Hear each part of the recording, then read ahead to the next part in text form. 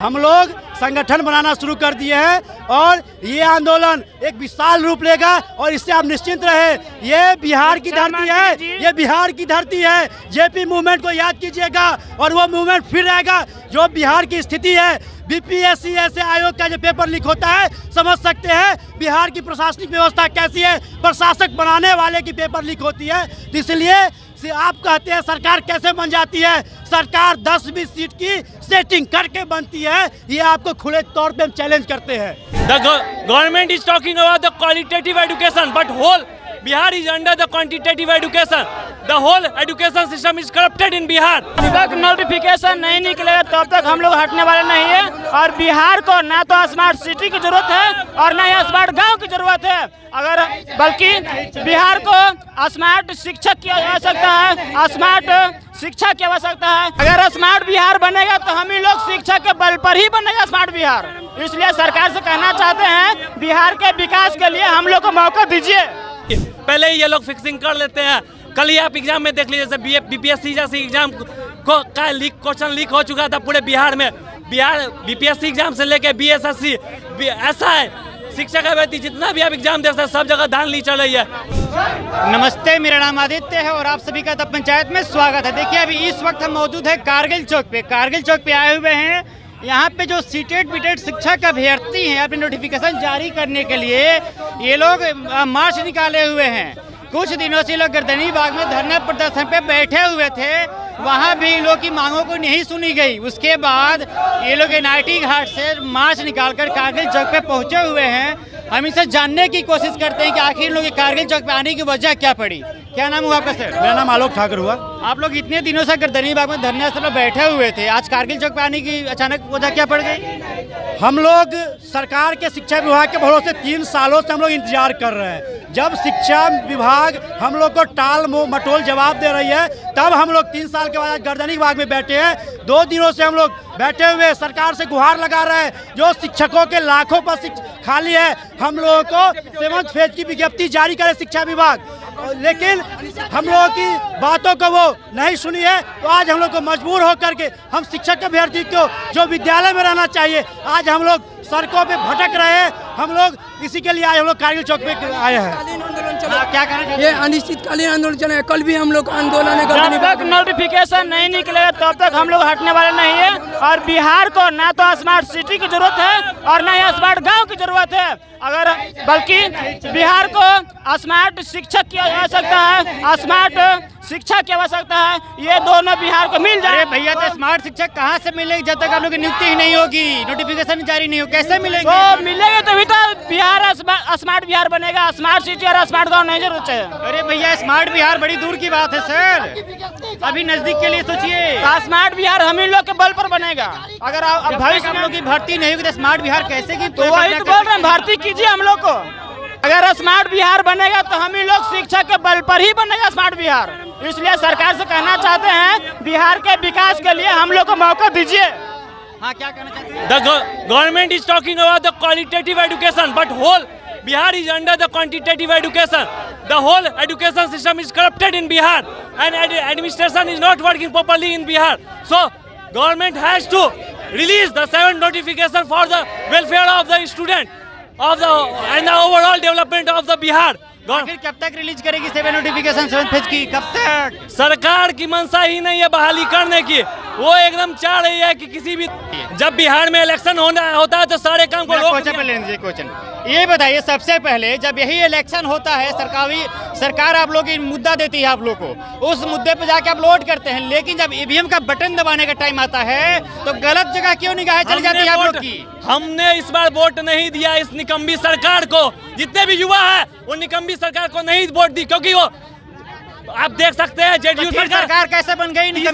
तीसरे नंबर की सरकार बन गई है। आप बिहार में देख लीजिए, जो स्टार्टिंग का जो पहला 5वां साल का जो वर्क काम था नीतीश सरकार का, वो कितना अच्छा था। लेकिन अब क्या है कि तीसरे नंबर की आरजेडी 1 नंबर की बन गई, और अभी जो एनडीए सरकार बनी है वो भी टाल माल घटोल करके 1 नंबर की पार्टी बनी है बिहार में। और नीतीश तीसरे नंबर पे अगर वो बीजेपी के हाथ से हाथ नहीं मिलाती तो कहीं भी नहीं रहती। पहले ही ये लोग फिक्सिंग कर लेते हैं। कल ही आप एग्जाम में देख लीजिए, जैसे बीपीएससी जैसे एग्जाम का लीक क्वेश्चन लीक हो चुका था पूरे बिहार में। बिहार बीपीएससी एग्जाम से लेके बीएसएससी ऐसा है, शिक्षक अभ्यर्थी जितना भी आप एग्जाम दे सकते हैं सब जगह धांधली चल रही है। इसलिए हम लोग को 7वें चरण की बहाली चाहिए। और शिक्षक बिहार में कुल 2,75,000 पद खाली है और सरकार को बहाली करनी होगी। नहीं करेगी सरकार तो पटना के हर गली हर मोहल्ले पे सरकार का जुमलेबाजी को सब लोगों को बताया जाएगा ये सरकार कैसे जुमलेबाजी कर रही है और आम जनता को ठग रही है। क्या अगले चुनाव में आप लोग सरकार को दिखाएंगे अपनी? सरकार को तो इस बार ही हमने दिखाया था हमारी युवा शक्ति क्या होती है। स्वामी विवेकानंद ने कहा था युवा एक कांधी है जो अच्छे सरकार की नींव हिला सकती है। लेकिन सर युवा तो सोई हुई है घर में, कैसे हिलाएगी? आप एक नजर कैमरा घुमा लीजिए। सर मैं देख सकता हूँ जिसकी संख्या 1.5 लाख है वहाँ पे सैकड़ों की संख्या में छात्र नहीं पहुँचे हुए, क्या उम्मीद कर सकते हैं हम?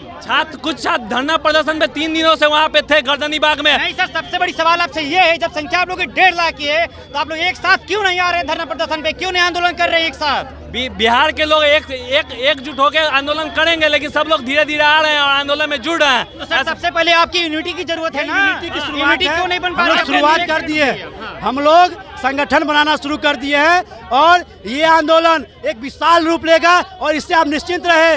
ये बिहार की धरती है, ये बिहार की धरती है। जेपी मूवमेंट को याद कीजिएगा और वो मूवमेंट फिर रहेगा। जो बिहार की स्थिति है, बीपीएससी ऐसे आयोग का जो पेपर लीक होता है, समझ सकते हैं बिहार की प्रशासनिक व्यवस्था कैसी है। प्रशासक बनाने वाले की पेपर लीक होती है, तो इसलिए आप कहते हैं सरकार कैसे बन जाती है। सरकार 10-20 सीट की सेटिंग करके बनती है, ये आपको खुले तौर पे हम चैलेंज करते हैं। युवा का जो भविष्य है वो तो अंधेरे में जा रहा है। कल जैसे आप एग्जाम में देखे, जैसे पेपर लीक हो गया, उसके बाद से सरकार टीम गठित करती है, 3 घंटे में रिपोर्ट सौंप दिया जाता है, उसमें कुछ भी ट्रांसपेरेंसी नहीं है। तो क्या उम्मीद है कि न्याय मिलेगा जो बच्चों को? वो कुछ न्याय नहीं, सरकार की संलिप्तता है पेपर लीक में। इतने बड़े आयोग से ऐसे ही पेपर नहीं सर लीक हो जाते हैं, समझे ना सर? सिर्फ बीपीएससी की बात नहीं कर रहे हैं, बीएसएससी की ले लीजिए और भी एग्जाम की सीटेट बीटेट जो भी ले लीजिए, जांच होनी चाहिए। सारे एग्जाम की मैं सीबीआई जांच करता हूं, क्योंकि बीपीएससी की हर एक कैटेगरी की सीट फिक्स लग रहती है। जो कितने लाखों में सीट बिकेगी ये आप फिक्स रखिए। आज प्रधान शिक्षकों की बहाली बीपीएससी के थ्रू होने जा रही है, सारा फिक्स है। चुनाव की तैयारी है, लाखों का खेल होगा करोड़ों में। बस आप क्या कहना चाहते हैं बताइए, क्या कहना चाह रहे थे? अभी थोड़ा भूल गए हैं। हाँ, बोल रहे थे कि शिक्षा मंत्री जी इस आंदोलन को हल्के में ना लें, आने वाले समय में आपको गिरा भी देंगे। क्या लग रहा है शिक्षा मंत्री और नीतीश जी सब सो गए हैं का तेल डाल के कान में? तो उठाने का काम कर रहे हैं, अगर जग रहे हैं सुनिए ना, अगर नहीं उठेंगे तो 2025 में अच्छा से उठा देंगे। अरे सर, तो कल शाम रात 8 बजे कुछ पत्रकारों ने सवाल करने की कोशिश किया तो उन्होंने कहा कि अभी इस मामले पे हमें अभी भी जस्ट पता चला है, जो कि पेपर 11 बजे दिन में ही पता चल गया था। वो नीतीश जी ये बताए जो कैसे मालूम पड़ गया। हमको तो मालूम था ही, जो पेपर लीक होना सबको, ये पब्लिकली कैसे हो गया ये उनको तब पता चला, बाकी पता तो था लीक होना है। तो उस टाइम तक सोए थे क्या जिस रात को कर पता चला है? अभी हमें उनको सब पता रहता है, पता रहता है ऐसे लीक हो गया वो तब पता, लीक हो गया सबको पता चल गया, ये पता चला। क्या उम्मीद रखते हैं आप लोग? हम उम्मीद क्या रखेंगे, ये सरकार से उम्मीद नहीं है, फिर भी हम लोग सड़क पे उतरे हैं, समझे ना। कल तो सर लाखों युवा मतलब हताश होकर चले गए अपने वापस घर। लाखों सालों साल तैयारी करते हैं इतने बड़े एग्जाम की। सर बिहार के कोने कोने से बच्चे अपने सर पे बोरिया लेकर आते हैं, ट्रेन में खड़े होकर आते हैं, जाकर के एग्जाम देते हैं, स्टेशन पे सोते हैं तब एग्जाम देते हैं। गरीब के बच्चे ही होते हैं, समझे ना। मैं खुद बेतिया में बीपीएससी का एग्जाम दे के आया हूँ। पेपर आपका मिला था पहले से? मुझे तो नहीं मिला था, लेकिन जिन लोगों को मिला हुआ था, वो जो वीडियो मैंने देखा जो वायरल हुआ था, 1 घंटा में प्राइवेट रूम में बैठा के उन लोगों को एग्जाम दिलवाया जा रहा था। प्राइवेट रूम में बैठा कर? प्राइवेट रूम में एग्जाम दिलवाया गया था। और ये क्यों होता है? जब तक उच्च पदाधिकारी इसमें संलिप्त न हो तो कोई भी क्वेश्चन लीक नहीं हो सकता। उस उच्च पदाधिकारी पे कार्रवाई होनी चाहिए। बहुत बड़ा बयान दिए हैं, प्राइवेट एग्जामिनेशन सेंटर में बैठा के एग्जाम लिया जा रहा है उनका, प्राइवेट रूम में। हाँ, प्राइवेट रूम में उनका एग्जाम लिया गया। वीडियो जो वीडियो वायरल हुआ था उसमें उसके आधार पे मैं बोल रहा हूँ।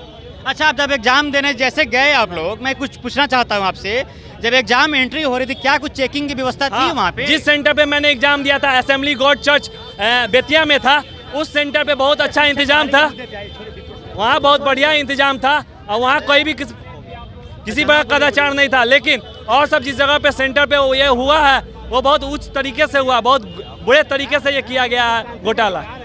तो फिलहाल आप देख सकते हैं जो सीटेड मीडिया का शिक्षक अभ्यर्थी है ये लोग उग्र आंदोलन के लिए मजबूर हो गए हैं और इनकी संख्या लगभग 1.5 लाख है। जिस दिन इनकी संख्या रोड पे आके उस दिन सरकार हिल जाएगी और इन्होंने साफ साफ कह दिया कि अगले चुनाव में सरकार को हम लोग दिखा के रहेंगे। तो फिलहाल इस वीडियो में इतना ही। मेरा नाम आदित्य, हफ्ता पंचायत देख रहे थे। बहुत बहुत धन्यवाद।